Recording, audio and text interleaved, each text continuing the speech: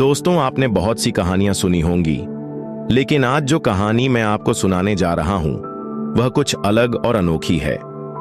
ये कहानी है एक लड़की और एक सांप के बीच बने ऐसे रिश्ते की जिसे कोई समझ नहीं सकता था। क्या आपने कभी सुना है कि कोई लड़की एक सांप से शादी कर ले? लेकिन आखिर ऐसा कैसे हुआ?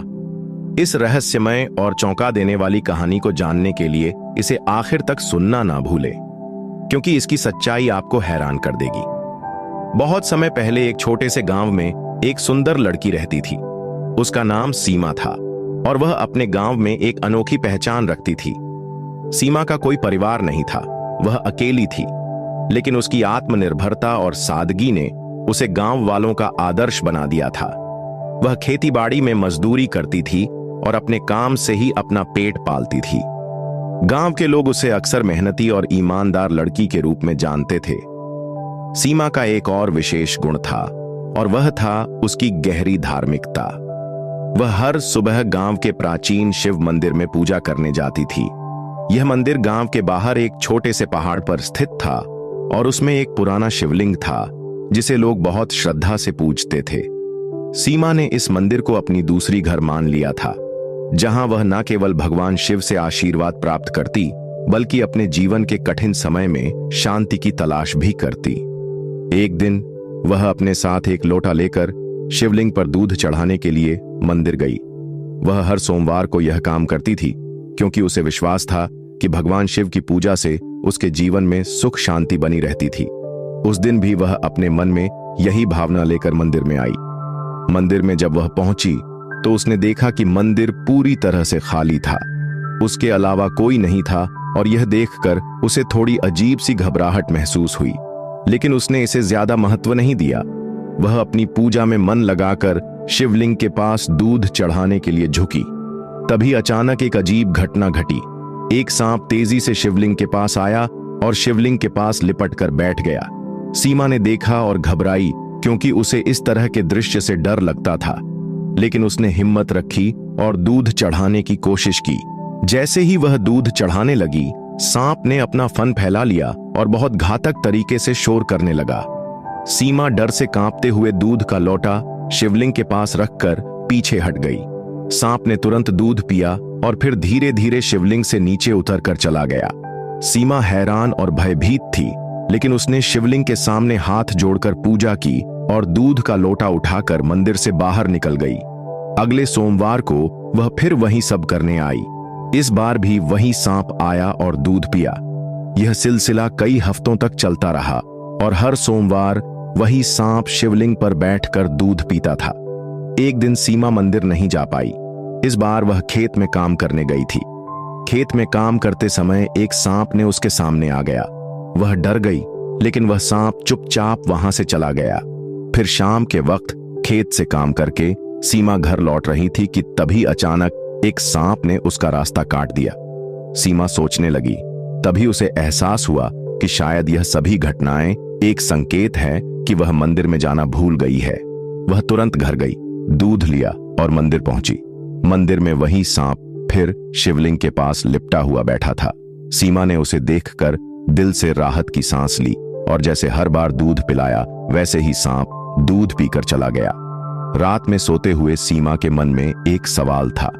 क्या यह सांप उसे यह याद दिलाने के लिए आ रहा है कि वह मंदिर में दूध चढ़ाने के अपने कर्तव्य को ना भूले? क्या यह सांप उसी रूप में था या इसका कोई और राज था? वह यह सोचते सोचते सो गई। अगला सोमवार आया और सीमा एक बार फिर दूध का लोटा लेकर मंदिर गई। इस बार जब वह मंदिर पहुंची तो उसने देखा कि सांप शिवलिंग पर लिपटा हुआ नहीं था।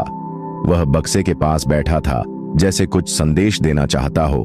सीमा हैरान हुई और हंसी में बोली, क्या हुआ? अब तुम बक्से पर बैठ गए हो? क्या शिवजी से नाराज हो? उसने जैसे ही बक्से के पास दूध रखा, सांप ने दूध पीने के बजाय बक्से से नीचे उतरकर उसी बक्से पर वापस चढ़ना शुरू कर दिया। यह देखकर सीमा और भी हैरान हो गई, लेकिन फिर उसे यह महसूस हुआ कि सांप कुछ संदेश देना चाहता है। उसने बक्से को खोला और उसमें से एक पत्र मिला। पत्र को खोलकर पढ़ने पर सीमा को यह जानकर बहुत बड़ा झटका लगा। पत्र में लिखा था, मैं सांप नहीं, पहले एक इंसान था। मेरी गलती के कारण मुझे यह रूप मिला। यदि कोई कुंवारी लड़की मुझे 16 सोमवार तक दूध पिलाएगी तो मैं फिर से इंसान बन जाऊंगा। सीमा ने कांपते हाथों से पत्र को दोबारा पढ़ा। उसके दिल की धड़कन तेज हो गई थी। क्या यह सच हो सकता था? क्या यह सांप वास्तव में कभी इंसान था? सीमा की आंखों में कई सवाल थे, लेकिन एक चीज वह अच्छी तरह समझ चुकी थी। यह कोई साधारण सांप नहीं था। यह कोई श्रापित आत्मा थी जिसे मुक्ति की तलाश थी। सीमा ने कांपते स्वर में सांप की ओर देखा, जो अभी भी शिवलिंग के पास दूध के लोटे के पास बैठा था। पहली बार उसने सांप की आंखों में गौर से देखा। उसे ऐसा लगा जैसे उन आंखों में एक अलग तरह की गहराई थी, जैसे कोई उसे कुछ कहना चाहता हो, कोई उसे पुकार रहा हो। सीमा ने धीरे धीरे हाथ जोड़कर कहा, क्या यह सच है? क्या तुम इंसान थे? सांप ने कोई प्रतिक्रिया नहीं दी। वह बस वहीं चुपचाप बैठा रहा। सीमा ने गहरी सांस ली और मन ही मन सोचने लगी, अगर यह पत्र सच कह रहा है तो इसका मतलब यह हुआ कि यह सांप पिछले न जाने कितने वर्षों से इस श्राप में फंसा हुआ है। अगर मैं हर सोमवार इसे दूध पिलाऊंगी तो मैं पीछे नहीं हटूंगी। मैं इसे इंसान बनने में मदद करूंगी। उसने सांप की ओर देखा और धीरे से कहा, मैं हर सोमवार तुम्हें दूध पिलाऊंगी, चाहे कुछ भी हो जाए। मैं तुम्हें इंसान बनाने में मदद करूंगी। सीमा की यह बात सुनकर सांप पहली बार थोड़ा हिला, जैसे उसने उसकी बात समझ ली हो। फिर धीरे धीरे उसने दूध पिया और मंदिर से बाहर चला गया। अब सीमा हर सोमवार को मंदिर जाने लगी। पहले तो वह केवल दूध ले जाती थी, लेकिन अब वह फल और फूल भी चढ़ाने लगी। उसे ऐसा महसूस होने लगा था कि यह सिर्फ एक सांप नहीं था, बल्कि कोई ऐसी आत्मा थी जो इंसान बनने के लिए तरस रही थी। धीरे धीरे सीमा और सांप के बीच एक अनोखा रिश्ता बन गया। पहले जहां सीमा सांप को देखकर डरती थी, अब उसे देखकर उसे डर नहीं लगता था। वह उसके सामने सहज महसूस करने लगी थी। कई बार सीमा खेतों में काम करने जाती तो उसे ऐसा लगता कि कोई उसके आसपास है। जब वह ध्यान देती तो देखती कि वही सांप पास ही कहीं पड़ा हुआ है। वह उसे कोई नुकसान नहीं पहुंचाता, बस उसके साथ साथ चलता। सीमा मुस्कुराकर कहती, तुम अब मेरे पीछे पीछे क्यों आते हो? कहीं मुझे देखकर डर जाओगे तो नहीं? लेकिन सांप हमेशा चुपचाप बस उसकी तरफ देखता रहता। धीरे धीरे गांव के लोगों को भी यह बात समझ में आने लगी कि सीमा मंदिर में हर सोमवार जाती है और किसी सांप को दूध पिलाती है। कुछ लोग इसे अच्छा मानते थे तो कुछ लोग डरते थे। एक दिन गांव की कुछ औरतों ने सीमा से पूछा, तू हर सोमवार मंदिर में जाती है और एक सांप को दूध पिलाती है, तुझे डर नहीं लगता? सीमा मुस्कुराकर बोली, डर किस बात का? वह सांप मुझे कभी नुकसान नहीं पहुंचाता। शायद भगवान शिव ने ही उसे मेरे पास भेजा है।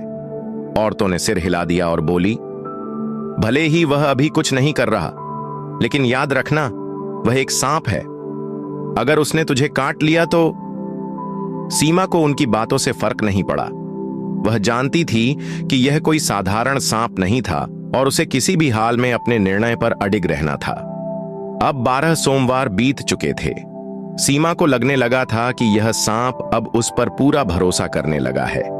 कभी कभी जब सीमा थककर खेत में बैठ जाती तो सांप पास ही कहीं लेटा रहता। यह देखकर कई बार कुछ मजदूर डर जाते और भाग जाते, लेकिन सीमा कभी नहीं घबराई। वह अब खुद को सांप के और करीब महसूस करने लगी थी। उसे लगने लगा था कि यह सांप उसका सच्चा साथी बन गया है। वह अब उसे सिर्फ एक श्रापित प्राणी के रूप में नहीं देखती थी, बल्कि उसकी तकलीफ को महसूस करने लगी थी। एक रात सीमा अपने घर के बाहर बैठी थी। वह आकाश की ओर देख रही थी। चांदनी रात थी, ठंडी हवा बह रही थी, लेकिन उसके मन में कई सवाल थे। आखिर उसने कौन सी गलती की थी? कौन था वह इंसान? क्या वह सच में बदल सकता है? और अगर बदल भी गया तो क्या फिर कभी मुझसे मिलेगा? वह यही सोच रही थी कि तभी उसे अपने पैरों के पास कुछ महसूस हुआ। उसने नीचे देखा, वही सांप धीरे धीरे उसके पास आकर बैठ गया था। सीमा ने गहरी सांस ली और हल्की हंसी के साथ कहा, तुम्हें भी अब मेरी आदत पड़ गई है ना? सांप बस शांत बैठा रहा। अब सिर्फ 4 सोमवार बचे थे। सीमा हर सोमवार और ज्यादा श्रद्धा के साथ मंदिर जाती। अब वह दिन आ रहा था जब 16 सोमवार पूरे हो जाएंगे। सीमा के मन में एक अजीब सी बेचैनी थी। क्या सच में यह श्राप टूट जाएगा? अगर यह सच में इंसान बन गया तो क्या यह मुझे पहचान पाएगा? क्या वह मुझसे दूर चला जाएगा? इन सवालों ने सीमा के मन को घेर लिया था, लेकिन उसने खुद को संभाला और निश्चय किया कि जो भी होगा वह इस सांप को इंसान बनाने के अपने वचन को पूरा करेगी। आखिरी सोमवार के लिए वह तैयार होने लगी। इस बार वह केवल दूध ही नहीं बल्कि कुछ फल और पुष्प भी ले गई। सीमा की धड़कनें तेज थीं। मंदिर का वातावरण शांत था, लेकिन उसके भीतर एक अजीब सी बेचैनी थी। आज आखिरी सोमवार था, जिस दिन वह इस श्रापित आत्मा को मुक्ति दिलाने वाली थी। क्या सच में कोई चमत्कार होगा? क्या यह सांप इंसान बन पाएगा, या यह सब बस एक भ्रम था? शिवलिंग पर लिपटा सांप वैसे ही स्थिर पड़ा था जैसे हर सोमवार को होता था। सीमा ने कांपते हाथों से दूध का कटोरा उसके सामने रखा और धीरे से कहा, आज आखिरी सोमवार है। अगर पत्र में लिखी बातें सच हैं, तो आज तुम्हें अपने असली रूप में लौट आना चाहिए। सांप धीरे धीरे दूध पीने लगा। सीमा की आंखें उसे अपलक निहार रही थीं। मंदिर की घड़ियाल बज रही थी। वातावरण में एक अद्भुत ऊर्जा थी। तभी अचानक मंदिर के दीपक की लौ तेज हो गई, जैसे कोई शक्ति वहां उपस्थित हो। हवा का झोंका मंदिर के अंदर गूंज उठा और सीमा को महसूस हुआ कि कुछ अलौकिक घटित होने वाला है। जैसे ही सांप ने दूध खत्म किया, उसके शरीर में हलचल होने लगी। उसकी आंखों से एक अलग तरह की चमक छलकने लगी थी। मंदिर में मौजूद कुछ अन्य श्रद्धालु यह दृश्य देखकर भयभीत हो गए और धीरे धीरे बाहर जाने लगे। अचानक सांप के शरीर से एक हल्की रोशनी निकलने लगी। उसका शरीर कंपन करने लगा और उसके चारों ओर एक दिव्य आभा फैल गई। सीमा स्तब्ध थी। यह कोई सामान्य घटना नहीं थी। तभी सांप धीरे धीरे मंदिर के फर्श पर लेटने लगा और उसका शरीर एक उज्जवल प्रकाश में बदलने लगा। सीमा अपनी जगह खड़ी रह गई। उसकी आंखों के सामने एक अलौकिक दृश्य घटित हो रहा था। कुछ ही क्षणों में सांप पूरी तरह प्रकाश में समा गया और वहां एक युवक प्रकट हुआ। उसकी उम्र लगभग 25 से 26 वर्ष रही होगी। लंबा, तेजस्वी और गंभीर व्यक्तित्व। उसकी आंखों में शांति और दर्द का मिश्रण था, मानो कई वर्षों की यातना सहने के बाद वह अब स्वतंत्र हुआ हो। सीमा को अपनी आंखों पर विश्वास नहीं हो रहा था। उसके सामने जो खड़ा था वह वही श्रापित आत्मा थी जिसे वह इतने महीनों से दूध पिला रही थी। युवक ने धीमी आवाज में कहा, सीमा, तुम्हारा धन्यवाद। अगर तुम ना होती तो मैं कभी अपने असली रूप में वापस नहीं आ पाता। सीमा की आंखों में आश्चर्य और जिज्ञासा थी। उसने धीरे से पूछा, तुम कौन हो? तुम्हें यह श्राप क्यों मिला था? युवक ने गहरी सांस ली और बोला, मेरा नाम राहुल है। सदियों पहले मैं एक राजकुमार था, लेकिन अहंकार और क्रोध के कारण मैंने एक महान साधु का अपमान किया था। उन्होंने मुझे श्राप दे दिया कि मैं एक नाग के रूप में जन्म लूंगा और जब तक कोई सच्चे मन से मुझे 16 सोमवार तक दूध नहीं पिलाएगा, तब तक मैं इस योनि में ही फंसा रहूंगा। तुमने न केवल मुझे मुक्त किया, बल्कि मेरी आत्मा को भी शुद्ध कर दिया। सीमा अवाक थी। उसे समझ में नहीं आ रहा था कि वह इस पर विश्वास करें या नहीं। क्या यह सच था? क्या यह वही श्रापित राजकुमार था? राहुल ने सीमा की ओर देखा और कहा, अब जब मैं मुक्त हो गया हूं तो मुझे अपने राज्य लौटना होगा, लेकिन मैं तुम्हारा यह उपकार कभी नहीं भूल सकता। सीमा की आंखों में हल्की नमी थी। इतने महीनों से उसने इस नाग को अपना मित्र माना था, और अब जब वह इंसान बन चुका था तो क्या वह हमेशा के लिए चला जाएगा? सीमा ने धीरे से कहा, तुम चले जाओगे? राहुल मुस्कुराया और बोला, मैं कहीं नहीं जा रहा। मैं तब तक यही रहूंगा जब तक तुम मुझे स्वीकार नहीं कर लेती। सीमा, तुमने मुझे नया जीवन दिया है।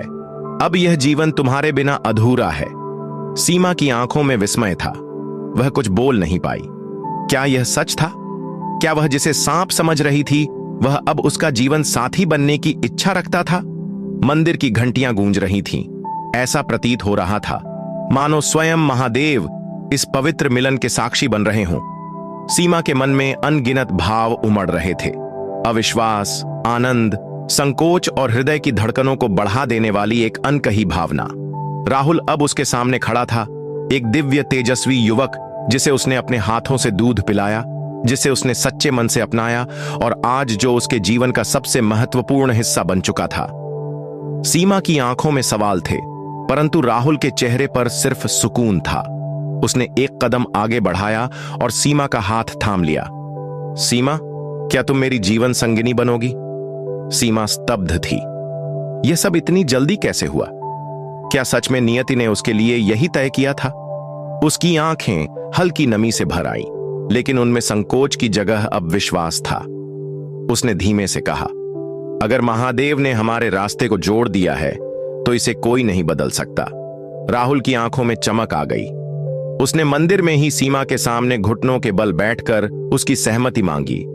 यह देखकर वहां उपस्थित गांव के कुछ लोग भी मुस्कुराने लगे और सीमा ने हां कर दी।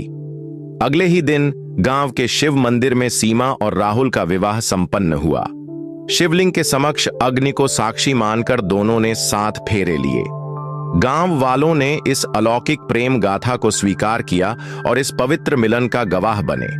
विवाह के पश्चात राहुल ने सीमा से कहा, अब समय आ गया है कि हम इस गांव को छोड़कर एक नई जगह चले, जहां कोई हमें हमारे अतीत से न पहचाने।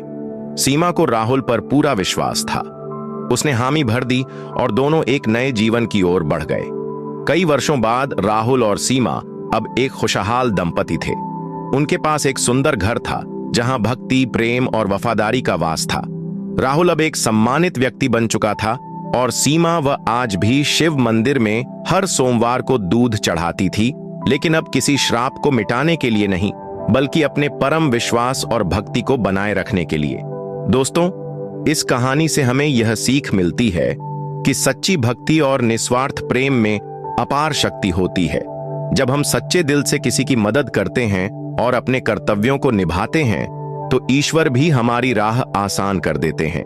विश्वास, वफादारी और सच्चाई ही जीवन की सबसे बड़ी पूंजी होती है, जो किसी भी मुश्किल को पार कर सकती है। अगर आपको यह कहानी पसंद आई हो तो इसे लाइक और शेयर जरूर करें और ऐसी ही प्रेरणादायक कहानियां सुनने के लिए हमारे YouTube चैनल को सब्सक्राइब करें।